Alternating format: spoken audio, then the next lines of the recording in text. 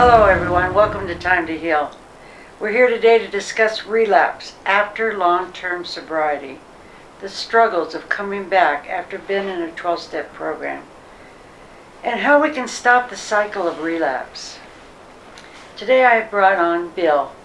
He's here to share his personal story and his struggle with alcoholism. And we're here to discuss how we can help him to continue on his path of recovery without falling into that morbid reflection, the guilt trap, when we say to ourselves, what's the use? I may as well give up. I'm hopeless. Why keep trying? I heard this old proverb once. It said, fall down 7 times, but stand up 8. And Bill has done just that.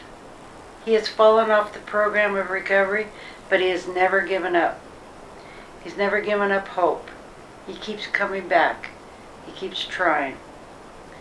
So what I'm going to be doing is asking him today to share a little bit about his story. And I want to start off, Bill, by asking you, first, tell us a little bit about what it was like for you growing up. Okay. As a kid,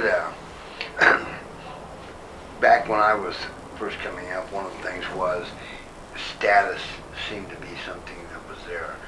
My father being a convict, one of the things I heard growing up was, well, your dad's a jailbird. So I started out believing that my world was less than everybody else, 2 bricks below everybody else. And having that attitude, it kind of like reinforced the fact that I believed that we were less than. Does that make sense? Oh, yes. So if I'm less than, well, gee, I never had the right to stand, well, number one, get in the corner because you're no good, see? And so I would believe that. And as a kid, when you grow up with that attitude of not being able to be equal to the rest of the world, it's not a matter of proving yourself. It's a matter of how do I function and still have something called life. And I've done a lot of years, and my experience is it's taken me a lot of years to realize that none of that matters. But at the time, and even as I'm growing up, I believe that. You know what I mean? How do you, I don't even understand why I believe that. Does that make sense? Oh, yes. I mean, why? That was my dad, not me. And yet,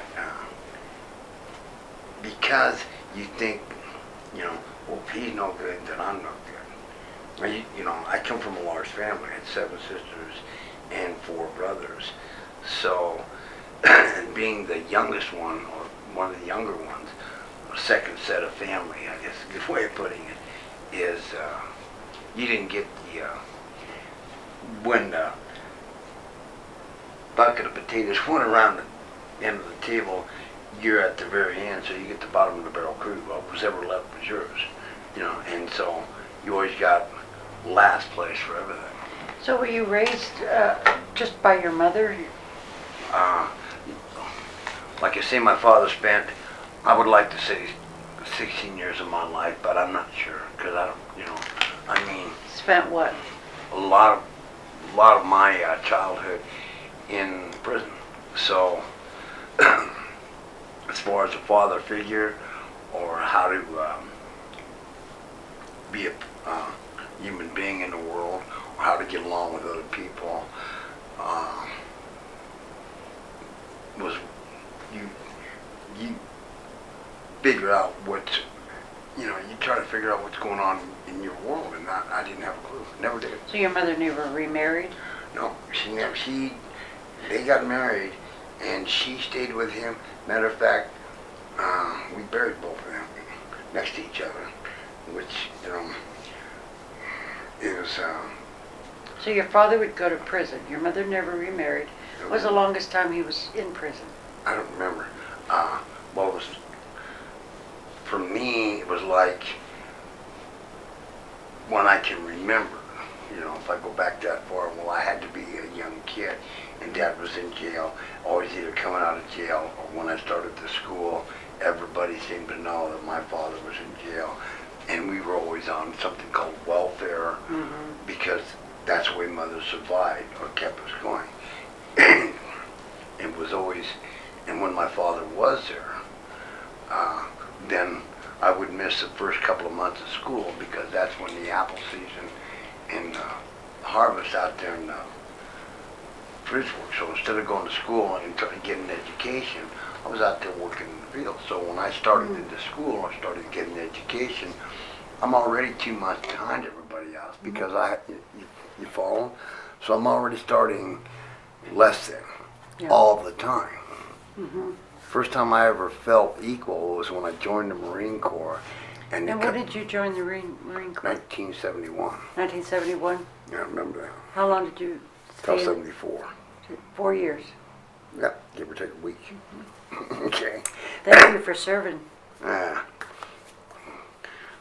Just, I don't know. I think I joined to get the heck away from the family, and it worked, because when I got in there, everybody's immediately put in exactly the same thing. Everybody's got the same haircut, and all the people you're with just trying to get away from the drill instructors and stuff at the time. It's the first time I ever felt something called equal. Nobody knew my background. Nobody had a clue. I could tell them anything. I could be a rock star or not a rock star, and which opened up, let's see. That's when I started to, I was in the Marine Corps 2 years before I realized I had something called a personality. Which, I have a personality. Whoa. That's like an epiphany, and everybody else says everybody's got a personality. But you don't, when you're raised in other people's concepts and how you're not going to fit in no matter where you are, well, you shut up and get in the hole. And I didn't have to do that anymore. And whatever I did was maybe not acceptable then, but at the time, drugs and alcohol showed up, and I could do anything I wanted. What age do you think you were when you first started drinking? 16. 16? Because I was still a kid then, and I'd gotten away from my dad during the summer, and I went to work on a ranch in Emmett. And actually I was 17, because I'm working out there on this ranch, and my uncle is, I'm getting paid. That's the first time I ever bought a car. The money that I got was mine. My father wasn't there. See, when I'm working during the summer months to go, for school time, the money that I made didn't go to me, it went to them. Everybody else, when they go to school, they get new clothes. That never happened. If you go to my closet now, the clothes that I have in that closet are clothes that I've had for 10 years. Because I don't go out and buy new ones. Why? Because you see, these will get me through. Just like your childhood. Yeah, these will get me through. So you started drinking at 17. Nothing happened then. I mean... Did you have blackouts or... No.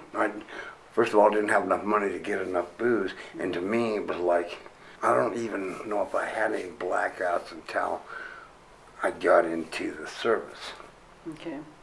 And did you drink a lot during the service?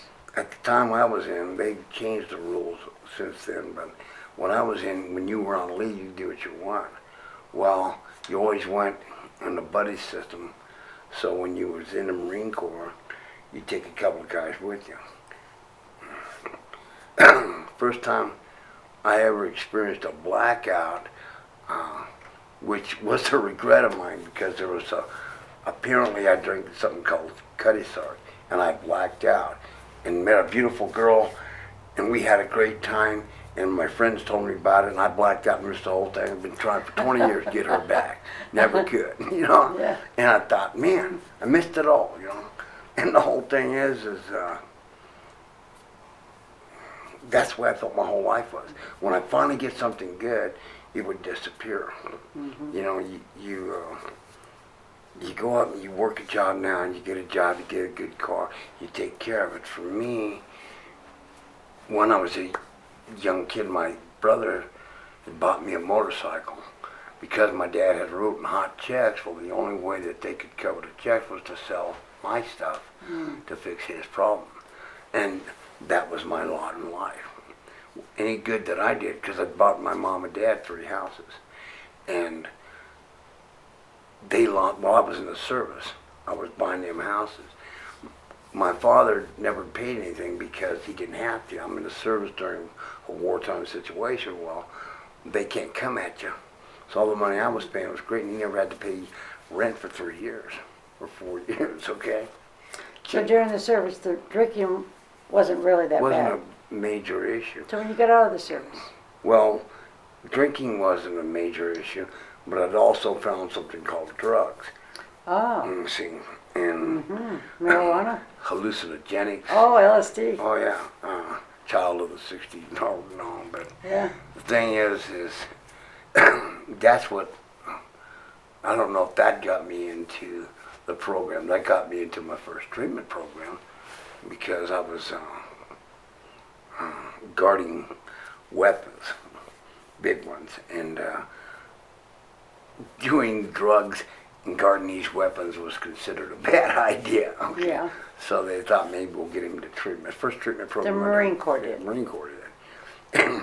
And then they decided that maybe it'd be in their best interest to let me go. Okay. And so I got out under an honorable, not with an honorable, but a general under honorable conditions. So you went to treatment, but you were unsuccessful. Yeah, see, because I went to treatment for drugs, but it was okay to drink alcohol.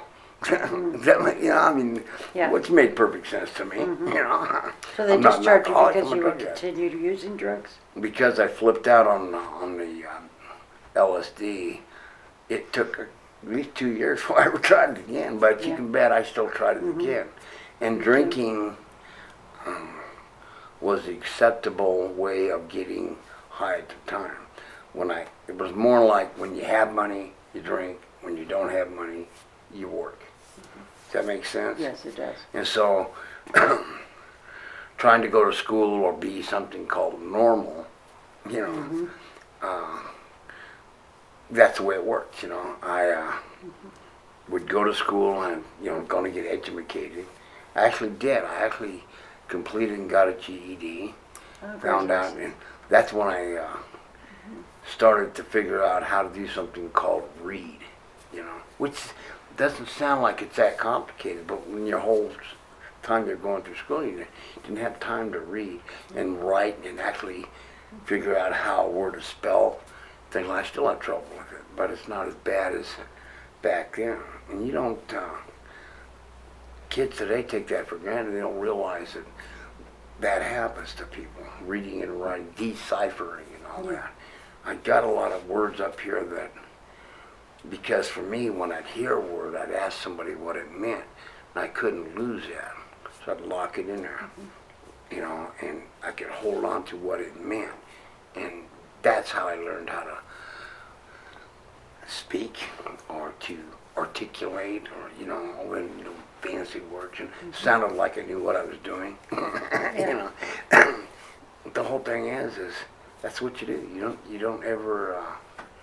For me, it didn't occur to me that by learning or getting an education that I was benefiting myself.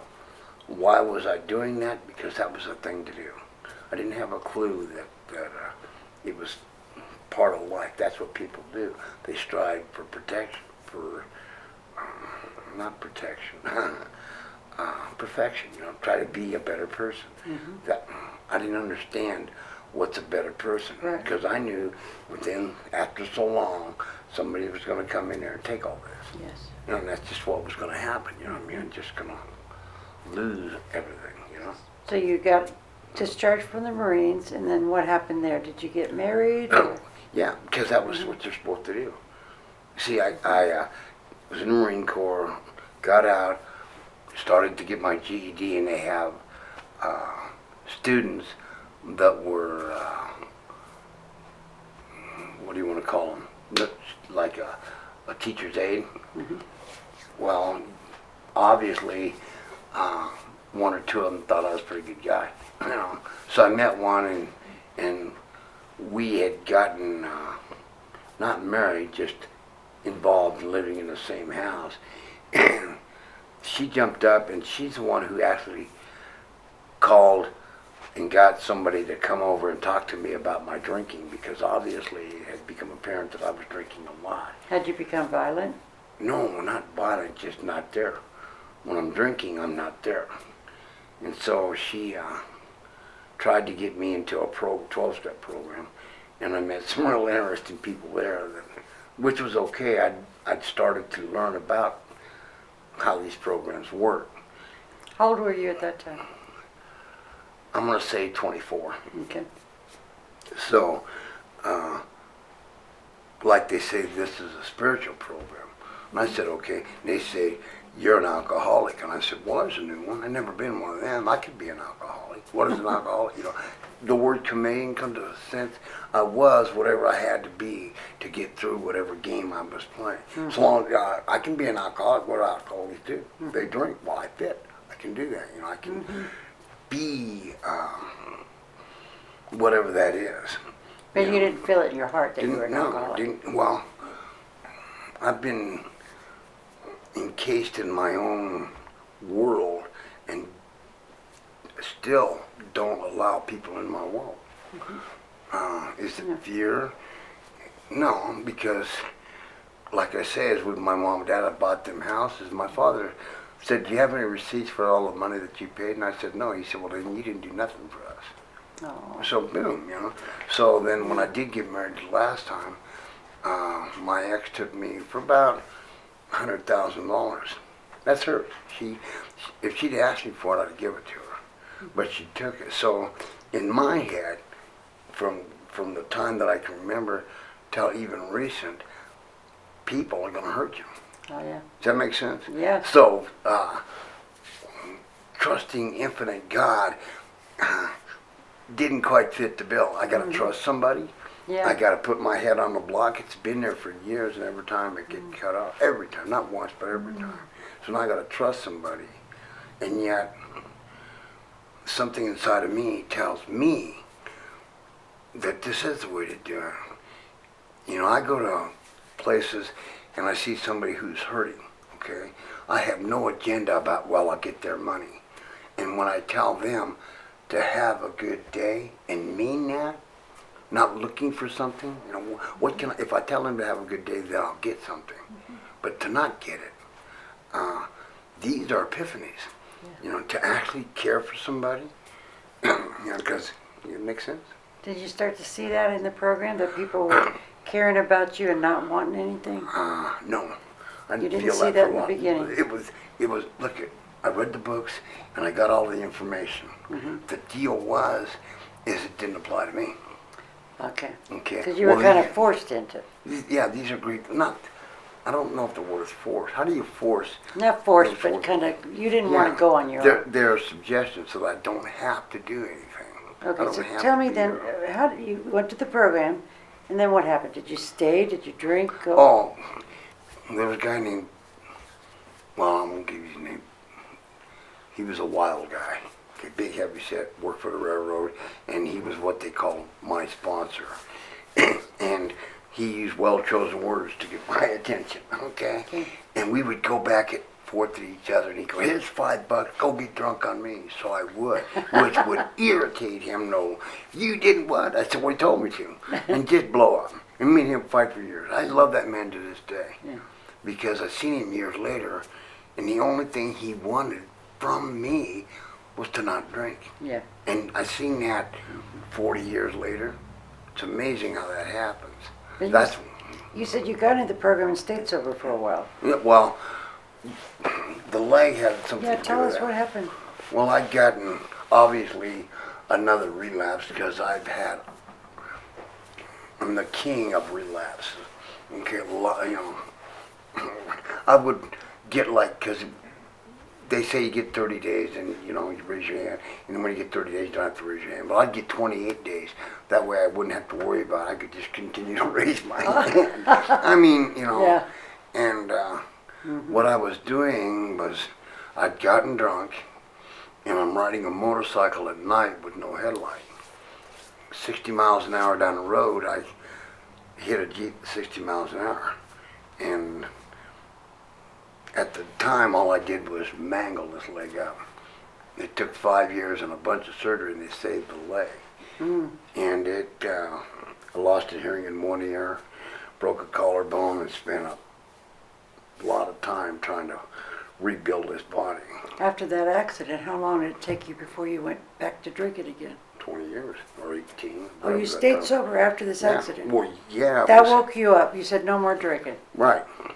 And that and the fact that I'd done like years of trying to save a leg, okay? Yeah. I never lost the leg until after I went back out, which is kind of funny, isn't it? What do you mean? Explain. They cut it off. You were sober and then went back after 20 years, went back Yeah. out, then lost your leg. Right. During the time you were sober, were you going to meetings, had a sponsor, working the steps? First couple of, I'm going to say 11, it could be less than that, but I was going to meetings, a lot of meetings, you know, Okay. and wasn't sponsoring anybody, wasn't doing steps. If somebody needed help, they need your car fixed, I'd fix it. They need help over here, I'd go do this, and just playing. Does that make sense? Because that's what I was doing.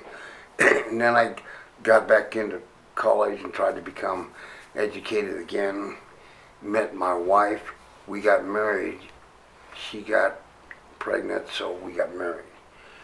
I become a mechanic for a slaughterhouse, which is interesting because when you work for a slaughterhouse, if you know anything about them, things like guts, feces, any We kind can of imagine. swill you can think Right. of, is there swimming in blood and stuff Yeah. like that. That's the only place I ever felt clean. That blow you away? I mean, it's the only place where everybody there, you know, when you got in a world like I'm walking out of that plant, there were people that you just walk and they couldn't stand to be around because you had a smell. I mean, death was about you, so to speak. And yet, you go take a shower and you can wash some of that off, but some of it you can't, you know. And that's the only place where I didn't have to compete for being the best. Again. And excelled. Again, being accepted, Yeah. being yourself. Didn't didn't have have to. I didn't have to Which be. started way back as a child. Yeah, sure. Not feeling a part of. I didn't have That's to. interesting. Yeah, Did you do it? I excelled in that because I didn't have to be that. Yeah. See? Now, I with the become- steps, did you work any of the steps? Did you do the 4-step? No, I did the first 3 steps. You never did a 4-step? Never did a 4 step. Since all this time. All that time. Tell them 40 again years. how long you've been coming to the program since 1973. Give or take a week. How long you been sober now?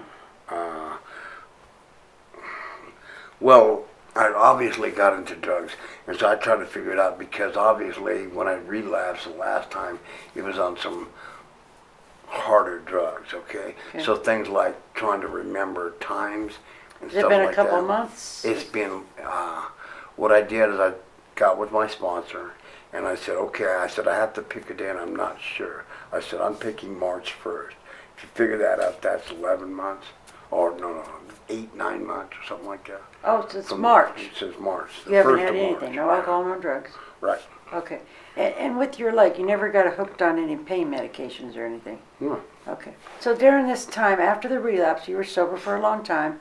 So since then, which was, how long ago was that?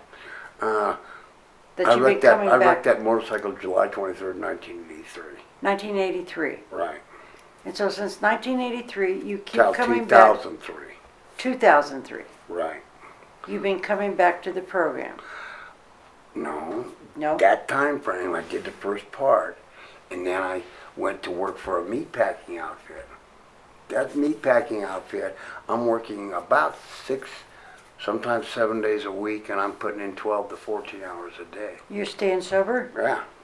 but you're not going to meetings. What I'm doing is I'm going to the plant, building the plant, get off, go home, get some sleep, clean up, go back to the plant. We have a history of you drinking, Right. staying sober. Have you come to the place where, are you powerless over alcohol? Well, sure. Are you- I was no, powerless in 1973. I know, but are you powerless over alcohol? I mean, do I feel that? Are you an alcoholic? Yes, I am. The question you're trying to get at is define powerlessness. Okay, You see, for me, we're going to come back. We got to wind down. Because we're going to come back and we're going to talk more about this and what's causing you to keep relapsing.